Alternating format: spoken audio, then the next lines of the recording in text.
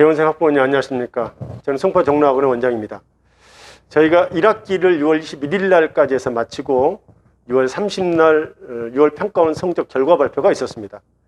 2월부터 시작해서 6월까지 1학기 동안에 총 결산을 하고 그에 대한 성적 결과가 아주 중요한 6평 성적 결과가 나와서 예전의 형태대로 본다면 매년 이거에 대한 결과를 본인들 모시고 저희들이 설명회 또는 브리핑을 해드렸었습니다. 근데 이제 작년하고 올해는 어쩔 수 없이 코로나로 인한 문제로 인해서 온라인으로 대체할 수밖에 없는 상황입니다. 현장감이 다소 떨어지겠지만 부모님께 좀 양해를 해주시고 앞으로 남은 기간 동안 우리 학생들을 어떻게 집중시켜서 좋은 결과를 이끌어낼 수 있으실 것인지에 대한 설명을 한 30분 정도 드리고자 합니다. 먼저 두 파트로 나눠서 저희가 설명을 해드릴 텐데요. 첫 번째는 6월 평가원 모의고사 분석과 수능까지 학습 전략, 그다음에 수시 지원에 대한 내용은 입시연구소장, 저희 송파종로학원의 입시연구소장 차승윤 소장께서 설명을 해드릴 거고요. 저는 이제 네 번째 2학기와 3학기 남아있는 기간 동안에 우리 학생들의 성적 향상을 위해서 학원에서 준비하고 있는 여러 가지 다양한 프로그램을 학생들에게 어떻게 적용하고 이끌어갈 것인지에 대한 설명을 부모님께 드리도록 하겠습니다.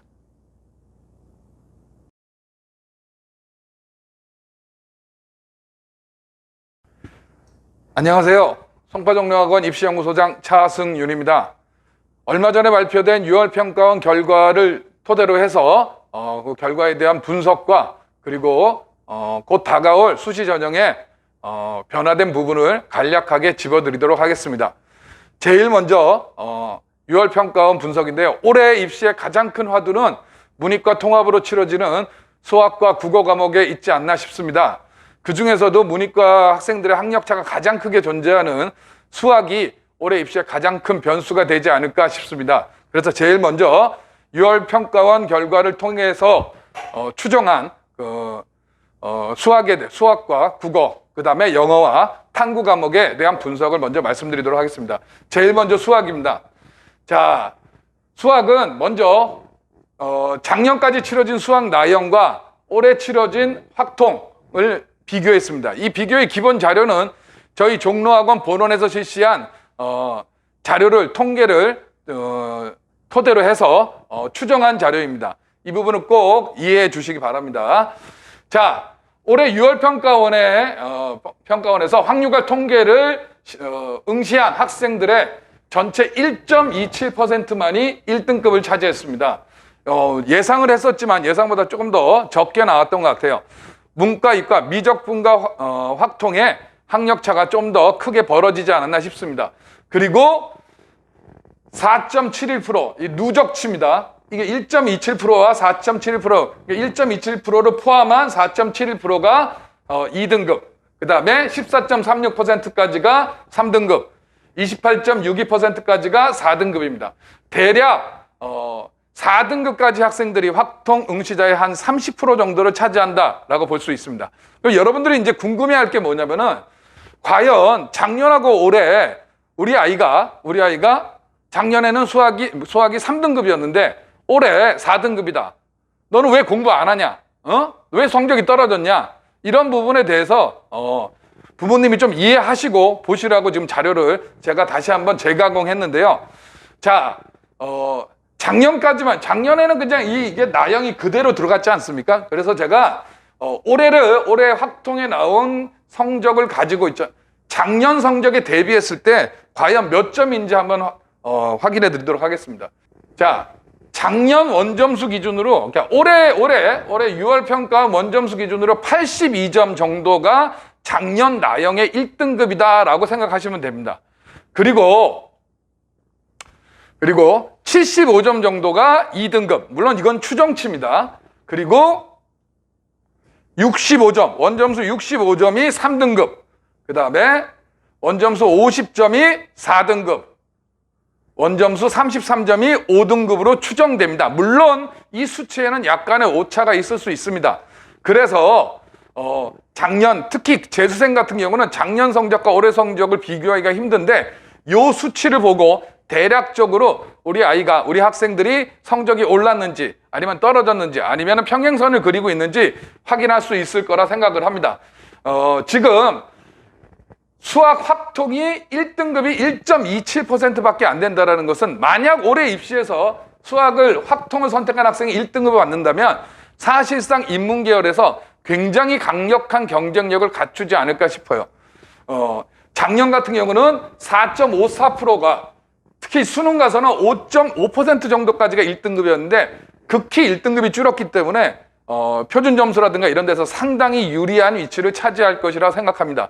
또한 보통 인서울 기준 수학 성적이 2등급 선이라고 본다면 올해 약 3등급 정도, 올해 만약에 한 3등급 초반 14.46%니까 3등급에서 약간 중간 정도까지는 아마도 이 서울 안에 있는 대학에 지원해도 그렇게 경쟁력이 떨어지지 않다라고 판단하실 수 있을 것 같습니다.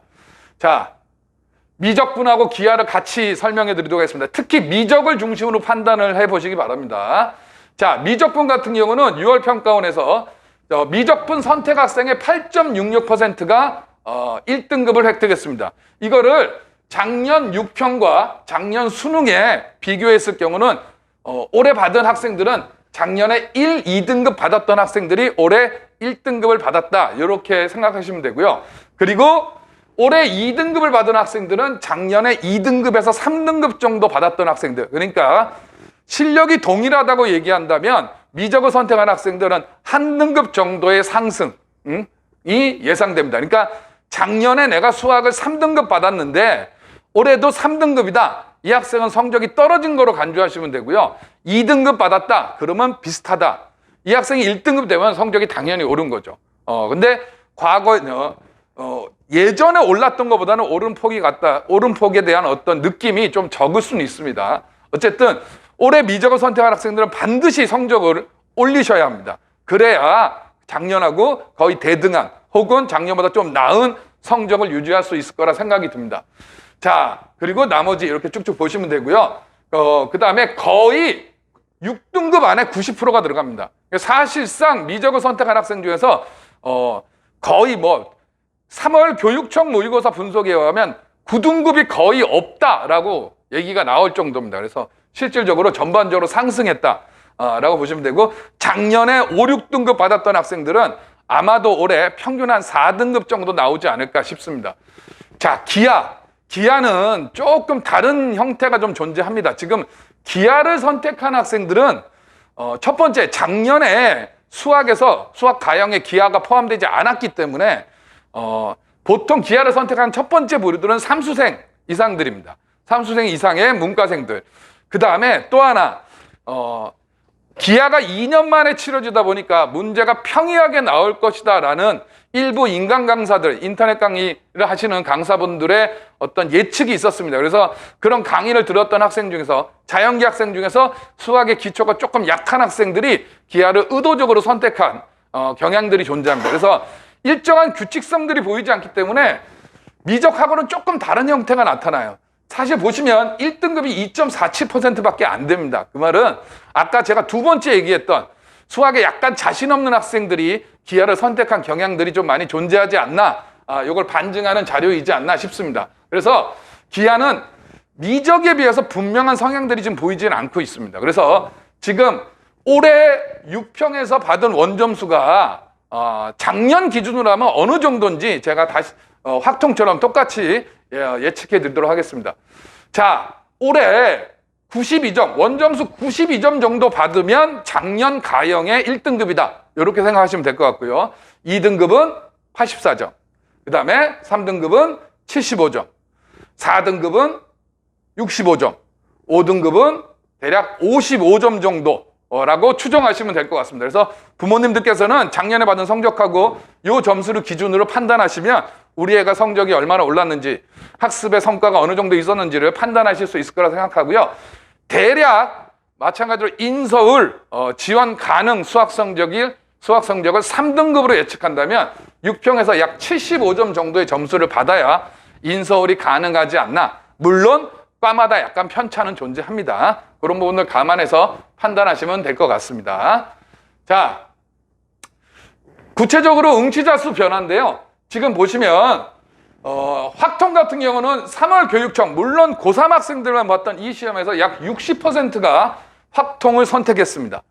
그런데 4월 교육청에 약간 59.1%로 약간 감소하더니 이번 6월 평가원에서는 지금 재수생이 포함됐지 않습니까? 그래서 전체 인원은 약 10,000명 정도 증가했는데 전체 학생들의 비중에서는 55.4%, 약 5% 정도가 감소한 걸로 나타나고 있고요. 반면에 미적과 기하는 3월 교육청에 비해서 상당수 증가한, 지금 보면 미적이 약 4%, 그 다음에 기하가 약 2% 정도 증가한 걸 보여주고 있습니다. 예년에는 어땠느냐? 잘 보시면요. 아래쪽 표를 잘 보시면 예년에는 6월 평가원까지는 가형 선택 비율이 높은 편입니다. 작년에 이제 4월 교육청은요. 작년에 4월 교육청은 코로나로 인해서 비대면으로 집에서 본 경향이 있어서 사실은 좋은 통계치는 아닙니다. 원래는 그 이전 2019년도 3월 교육청 자료를 보시면 3월 교육청 6월 평가원에서 가형은 감소하고 있어요. 작년에는 약간 특이사항으로 숫자가 유지되고 있을 뿐이지 원래는 조금 감소합니다. 그러다가 수능이 되면 가형은 급격하게 감소합니다. 가형 중에서 이제 자신이 없는 학생들이 바로 나형과탐, 이제 일정 수준 이상의 대학을 포기하고 이제 실리를 획득하는 거죠. 그래서 내 실력에 맞는 대학을 진학하고자 여름을 기점으로 해서 나형으로 전환한 학생들이 많기 때문에 그래서 나형이 34.3%로 줄어들게 되게 약 4% 줄어들게 되고 반면에 가형은 4%, 그다음에 나형은 약 마찬가지로 4에서 5% 정도 증가하는 수치를 보여주고 있습니다. 이게 지금까지 일반적인 경향이었습니다. 근데 올해는 반대 경향이 나타나고 있습니다. 그래서 과연 이 확통이 왜 증가했는가? 왜 감소했는가? 죄송합니다. 확통의 비중이 왜 감소했는가?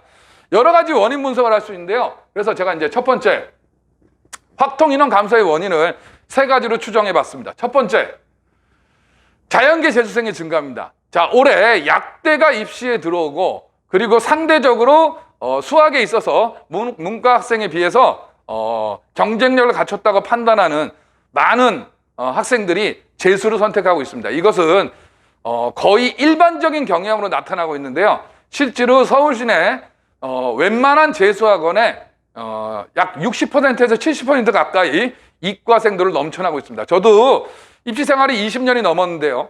입시학원에서 20년 넘게 근무했었는데 문과보다 이과가 많았던 것은 올해 처음 보는 것 같습니다.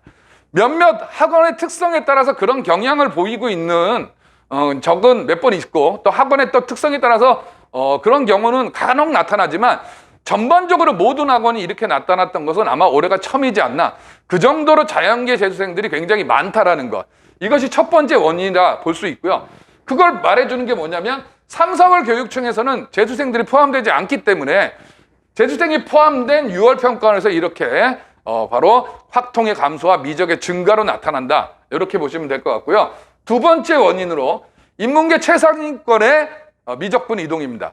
자, 표점의 차이, 원점수의 차이가 나타나기 때문에 같은 점수를 받을 경우 최대 4점까지, 좀 이따 제가 자료를 보여드릴 텐데요. 4점까지 차이가 납니다. 그래서 인문계 최상위권 대학을 노리는 학생들은 바로 차라리 미적을 해서 특히 수학 수투에 보면은 미적분이 들어가 있습니다.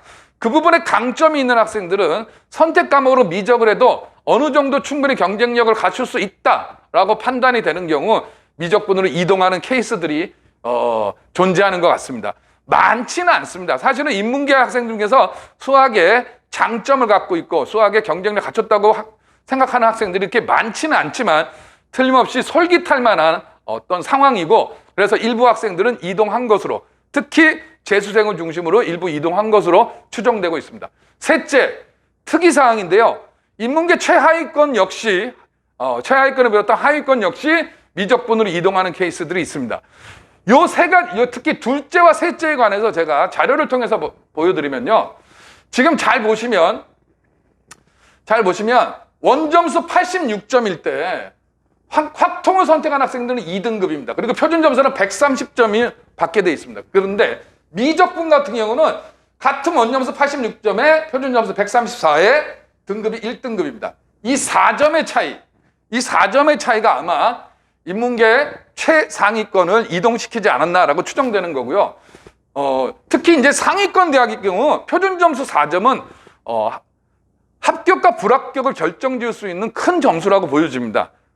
특히 수학의 비중이 높은 학교일수록 당연히 더 크게 나타날 수밖에 없는 거고요. 특이한 상황으로서 지금 아래쪽인데요. 잘 보시면 특히 이 30점대입니다. 이 30점대. 사실 뭐 농담처럼 얘기해서 거의 못 푼다. 제가 보기에는 한 2페이지 정도까지 풀고 2페이지 3페이지 정도까지 풀고 그 다음에 대부분 찍는다. 그 학생들은 확통이 상대적으로 쉽지만 이 학생들은 확통을 풀 능력이 별로 없다라는 거죠.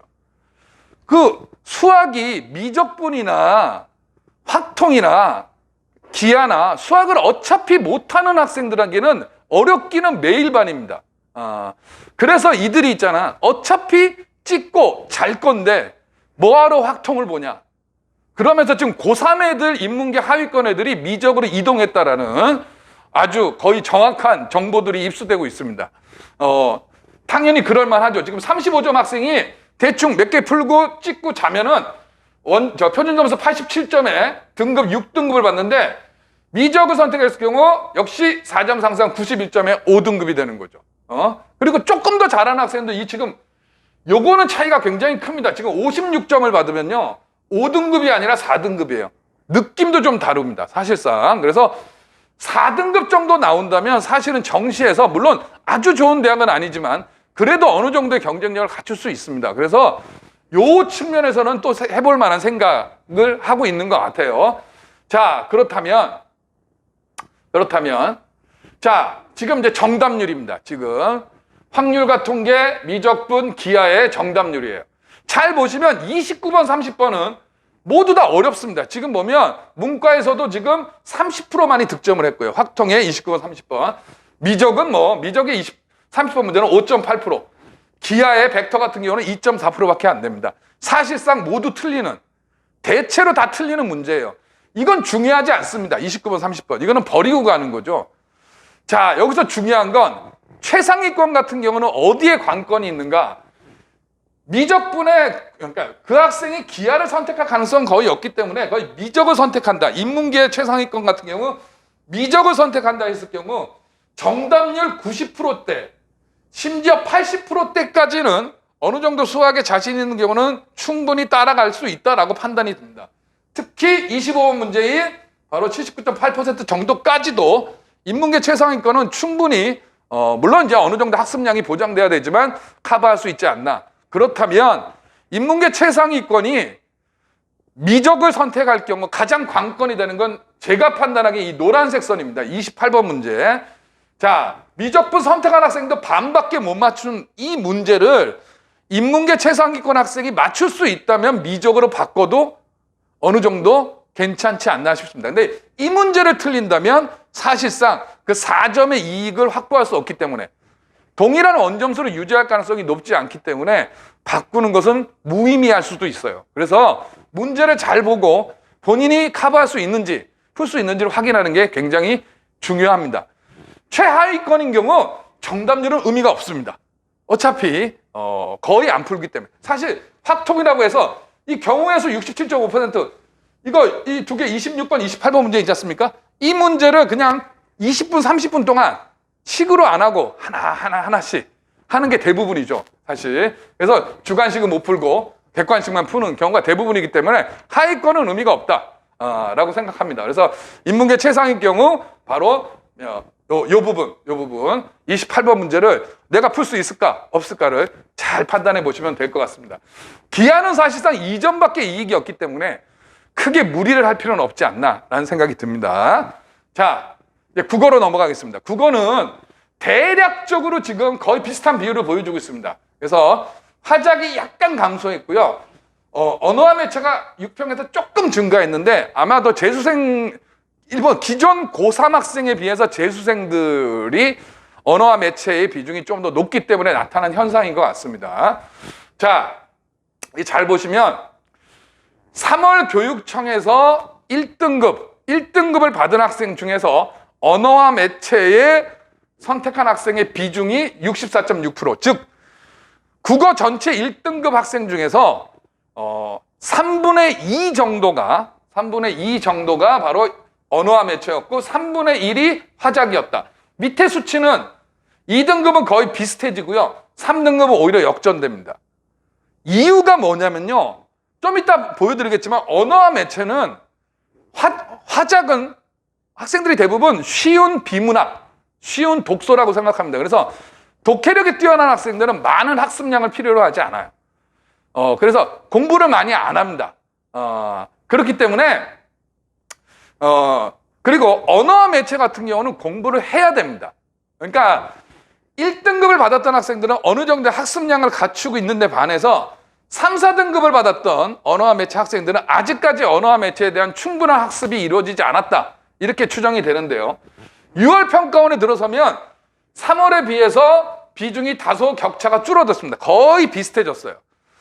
이유는 뭐냐면 역시 이제 화작을 선택한 재수생들의 비율, 그 비율이 아마 영향을 차지하지 않았나 싶고요. 밑에는 마찬가지로 비슷한 경향들을 보이고 있습니다. 1등급의 비중만 조금의 차이가 있다라고 보시면 될 것 같고요. 자, 보시면 이제 표준 점수 차이인데요. 지금 보시면 아까 수학하고는 조금 덜 차이가 납니다. 약간 2점 정도 차이가 납니다. 2점 정도. 그래서 언어와 매체나 화작을 어떻게 뭘 할까 혹은 바꿀까 생각하시는 분들은 2점의 이익이 얼마나 클지에 대해서는 사실 저도 감이 안 잡혀요. 왜냐하면 과목을 바꾸게 되면 다시 시작해야 된다는 부담과 또 일정한 학습량이 쌓이기 전까지, 예를 들면 언어와 매체에서 화작으로 바꾸는 경우는 조금 부담이 덜할 거라고 생각합니다. 그런데 화작에서 언어와 매체로 이 2점을 더 확보하기 위해서 간다라는 건 지금 시점에서는 약간 부담스러울 수도 있다. 그 증거가 뭐냐면 잘 보시면 정답률을 보시면 됩니다. 지금 보면 화작의 정답률은 전체적으로 80%에서 90%까지입니다. 그러니까 거의 평이한 문제예요. 선택한 애들이 거의 대부분이 다 맞춘다. 화작은 거의 만점 받고 들어간다. 이렇게 보시면 되는데 지금 언어와 매체 같은 경우는 50에서 60%의 정답률을 보이는 문항들이 지금 4문항 정도 보입니다. 특히 50%, 41번 문제. 41번 문제는 지금 52.6%예요. 자, 이 부분이죠. 그러니까 이 지금 낮은 정답률을 보이고 있는 이 4문제. 이 4문제가 저는 그렇게 생각합니다. 제가 뭐 국어 선생님은 아니지만 이 4문제 같은 경우는 일정한 학습량을 필요로 한다라고 여겨지는 부분이에요. 사실은. 그래서 언어와 매체로 바꿀 것을 고민하는 학생들은 조금 신중한 판단. 내가 지금 다른 과목의 완성도는 굉장히 높고 국어에서 독해력이 좀 딸려서 화작에서 좀 틀린다 몇 개를. 그 학생 같은 경우는 아마 엄매로 바꾸는 것이 또 나쁘지 않다라고 생각이 드는데 해야 할 것도 많은 학생들이 굳이 또 다른 학습량이 필요한 언어와 매체를 지금에 와서 선택하는 것은 조금 위험할 수도 있지 않나. 개인적인 소견입니다. 자, 영어입니다. 자, 영어도 하나의 변수가 되고 있습니다. 지금. 자, 6월 1일 평가원 보도자료죠. 이거 작년에 발표된 건데요. 연계율은 70에서 50%로 감소합니다. 이게 뭐냐면은 하나의 제시문이 빠진다. 이렇게 보시면 됩니다. 한 제시문이 빠진다. 그 EBS 지문이 나오지 않는다. 이거고요. 그리고 직접 연계보다는 간접 연계다.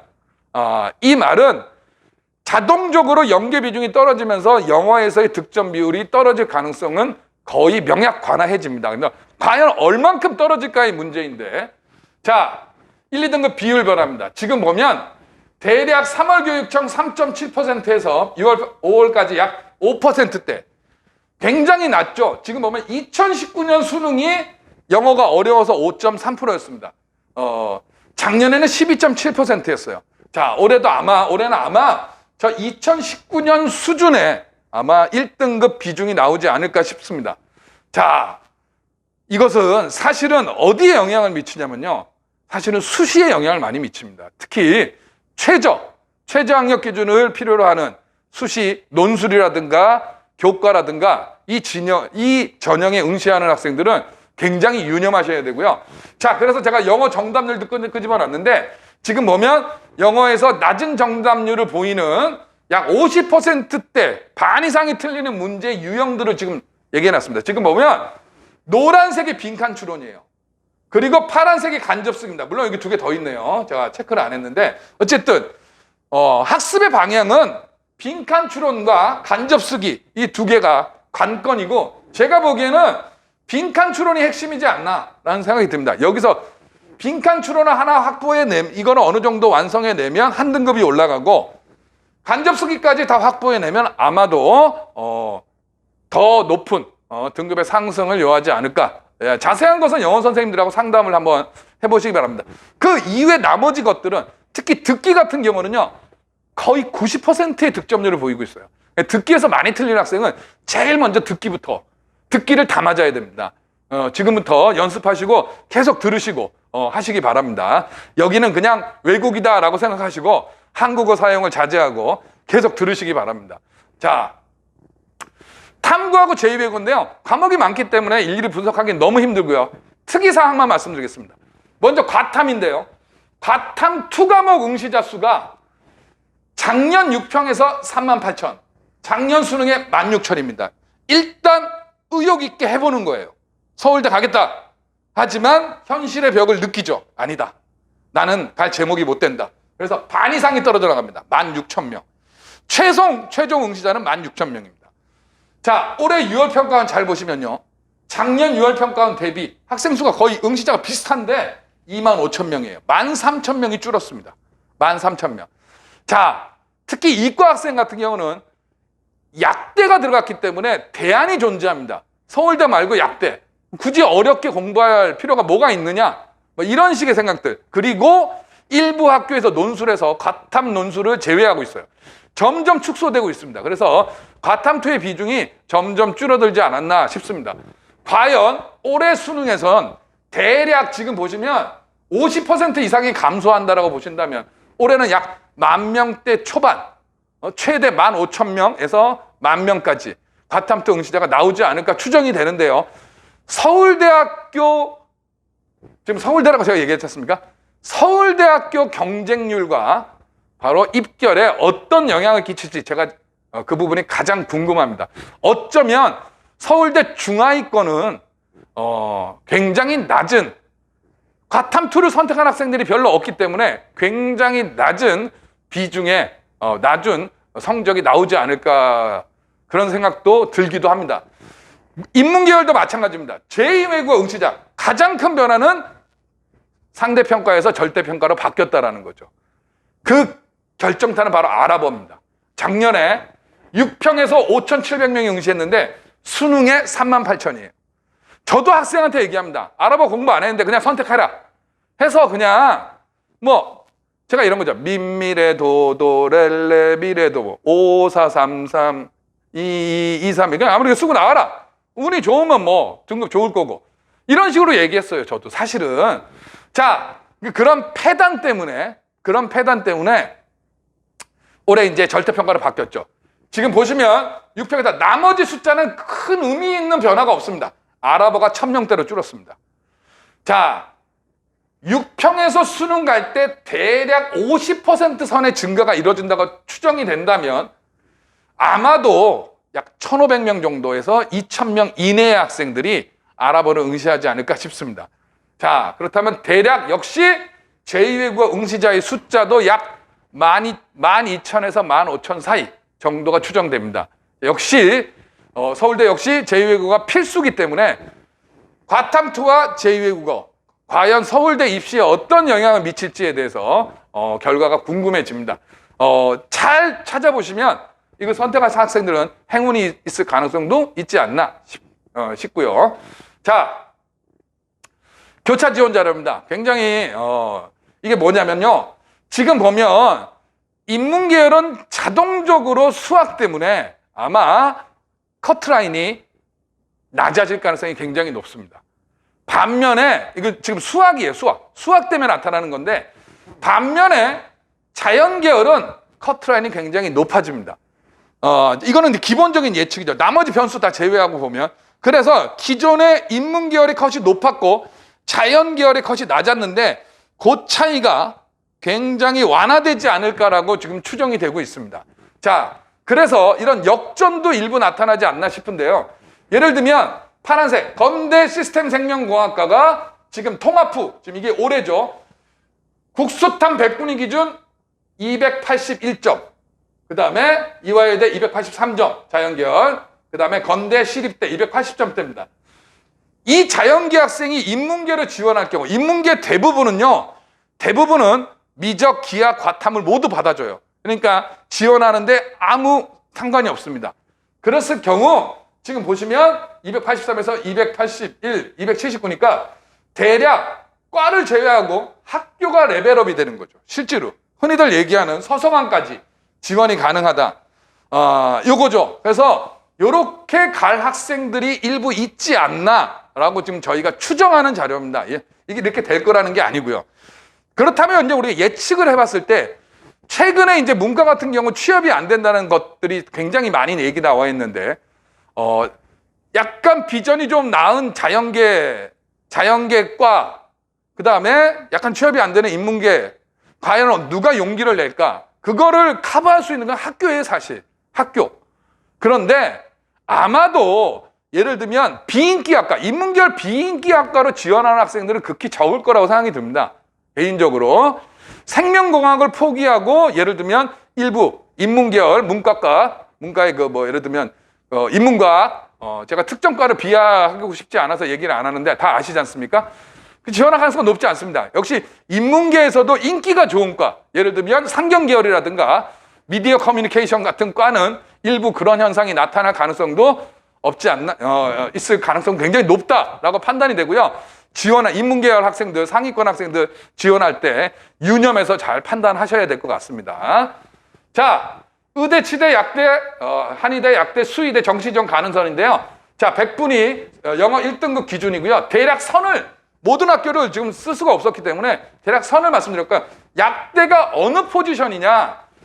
대략 한의대와 수의대 사이다 라고 추정이 됩니다. 그러니까 이 점수는 크지는 않을 것 같고요. 이 정도 선에서 아마 나타나는데 사실 약대가 굉장히 많기 때문에 지금 하위권 같은 경우는 더 밑으로 내려갈 가능성도 없지 않아 있습니다. 지금 지방 같은 경우는. 어쨌든 이런 거 참고해서 판단하시기 바랍니다. 자, 2020년도 수시 전형, 물론 수시 전형 굉장히 복잡하기 때문에 여기서 다 말씀드릴 수는 없고요. 변화된 부분만 간단히 말씀드리도록 하겠습니다. 학생부 교과 전형이에요. 지금 먼저 노란색 최저를 완화시킨 학교들이 있습니다. 지금 보면 중대가 지금 중대는 잘 보시면 인문계열이 작년까지 탐구 2과목이었는데 1과목으로 줄었고요. 최저가 교과입니다. 그 다음에 자연계열은 합 6에서 합 7로 바꿨습니다. 그래서 인문하고 자연이 약간 차이가 있고요. 숙명여대 같은 경우도 2합 4에서 2합 5로 약간 완화시켰습니다.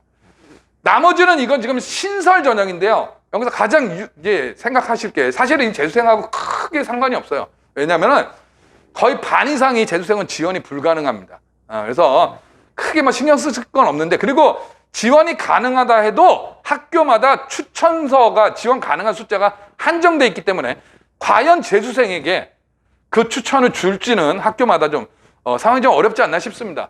그런데 이거는 아마도 논술이나 다른 전형의 내신 비중, 실질 반영 비율을 감소시키지 않나.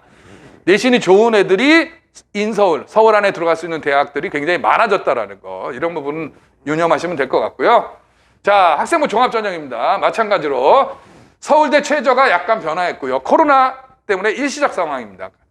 연대 같은 경우는 특별한 차이는 없고요. 지금 보면 완화시킨 거고, 경희대 같은 경우도 여기 안 써 있지만 면접은 원래 3배수였는데 4배수까지 늘렸다. 그 다음에 문항 제출 유형, 그러니까 문항을 미리 주고 하는 것들을 갖다 뺐다. 이런 식의 약간 변화가 있습니다. 자, 논술인데요. 논술도 지금 몇몇 학교들이 완화시킨 학교였습니다. 가장 핫한 게 경희대예요. 지금 보면 2합 4입니다. 2합 4. 2합 4고요. 사실 이게 비교과가 들어가게 하는데 거의 만점이에요. 지금 비교과는 코로나 상황 때문에 대부분 만점을 주기 때문에 비교과는 큰 의미를 차지하지 않습니다. 자, 숙명여대 마찬가지로 몇몇 학교들이 완화시킨 학교들이 존재하고요. 그래도 특히 인문계 같은 경우는 최저 충원율이, 최저를 충족률이 아마 떨어지지 않을까 싶기도 합니다.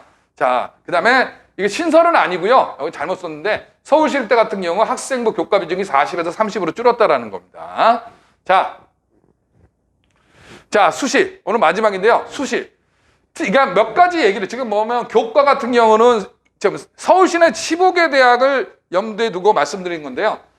교과 같은 경우는 합격선이 약간 하락할 가능성이 있습니다. 왜냐하면 지역 균형이라든가 학교장 추천 전형들이 좀 늘었기 때문에 종합 전형은 모집 인원 감소로 인해서 약간 올라갈 가능성이 있고요. 논술은요. 여기 비슷한 수준이라 예상했다고 하는데 저는 약간 생각이 좀 다른데요. 논술은 아무도 모른다. 왜냐하면 최저, 특히 최저학력 기준이 부여된 학교들, 인문계열에서 큰 자연계열 같은 경우는 오히려 상대적으로 충원율이 높아질 가능성이 있기 때문에 실질 논술 실력이 당락을 결정할 가능성이 높고, 인문계열 같은 경우는 최저학력 기준을 통과하느냐 마느냐가 아마 관건이지 않을까 싶습니다. 자, 아주 중요한 거 있죠. 지금 방금 제가 설명드린 부분이에요. 선택형 수능, 그 다음에 EBS 연계, 이 모든 것들이 현재 가장 큰 변수로 등장하는 바로 최저학력 기준에 영향을 끼친다라는 말씀입니다. 자, 한정된 시간 동안 많은 정보를 드리는 것이 좀 어려워서 그냥 몇 가지 줄여서 말씀드렸는데요. 어쨌든 잘 한번 보시고 학생들 입시 지도하는데 큰 도움이 되도록 될 수 있었으면 좋겠습니다. 네, 감사합니다.